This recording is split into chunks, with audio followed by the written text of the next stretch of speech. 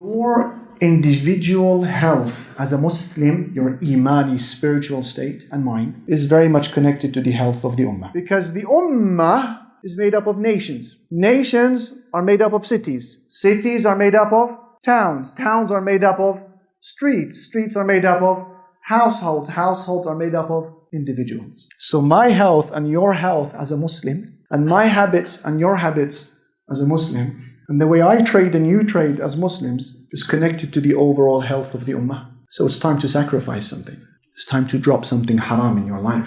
It's time to realize that if you're spending your God-given youthful hours on TikTok and Snapchat and responding to every DM that comes your way, spending your time following the latest goss on KSI and Logan Paul and Nicki Minaj, and who is twerking where, and what rave is happening where, and the latest song and the latest trend and the latest palette of makeup, if you're spending your hours searching for the next alcohol-based or nicotine-based or shisha-based or riba interest-based business, then realize that you are prolonging the suffering of the ummah. That's how you need to see it. You're prolonging it. So when you ask about where is the victory of Allah, the answer to that question is not something that is out of your control, like a meteor that passes over your head. What time is the meteor? What time is the comet going to pass over our heads? We have no control over it. It's going to come at this time. That's not how the victory of Allah works. You ask, where is the victory of Allah? You say, where is your tawbah? Where is my repentance? There is something that needs to change in our lives. There are priorities that need to change. There is a friendship circle that needs to be reshuffled. There are investments that you need to withdraw from. There are certain habits that you need to cut off. There are certain websites and images that you need to abstain from. There are certain people that you need to cut off from your life. And there are certain family members that you need to apologize to and restore their relationship with them. There is a masjid that needs to be built. There is a waqf that needs to be donated to. There is salah that needs to be prayed on time. There is a hijab, my sister, that needs to be honored and glorified and purified once and for all. Because it's not just now about your welfare in the grave. It's now about the overall health of the ummah. And when I, Ali Hamouda, delay my tawbah, I delay my astaghfirullah, I am prolonging the suffering of the ummah. It's selfish. It's fundamentally selfish and self-centered. Make a change for yourself and make a change for your Lord, most importantly. Then think about the change you will be making and how it will affect your ummah. Up until we do that, then we're going to need a few more earthquakes. We're going to need a few more disasters. We're going to need a few more wars upon Gaza and elsewhere until we manage to wipe away the sleep from our eyes and to realize Tawbah is what the people of Gaza require from us. Much more than our money and much more than our retweeting and resharing of their content. What they really need is a worldwide apology to Allah Jalla Jalaluhu.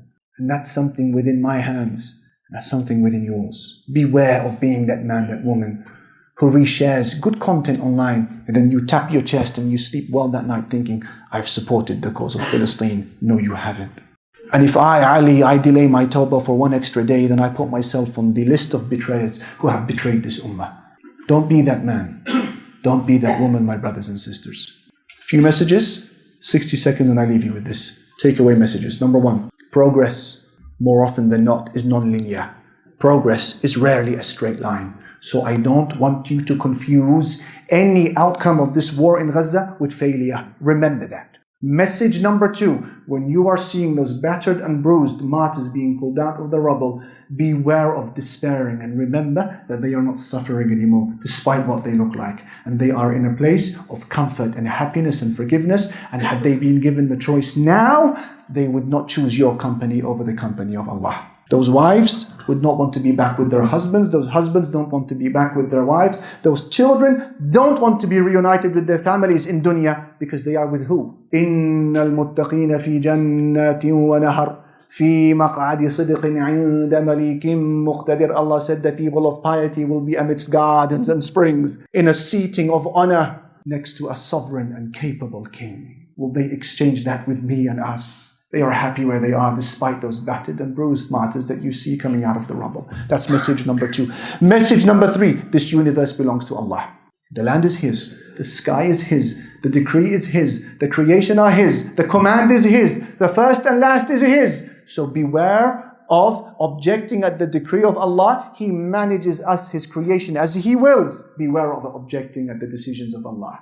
And the fourth and final message I leave you with, remember that your individual imani health as a Muslim young man and woman has a very strong integral role and connection to the overall health of the ummah.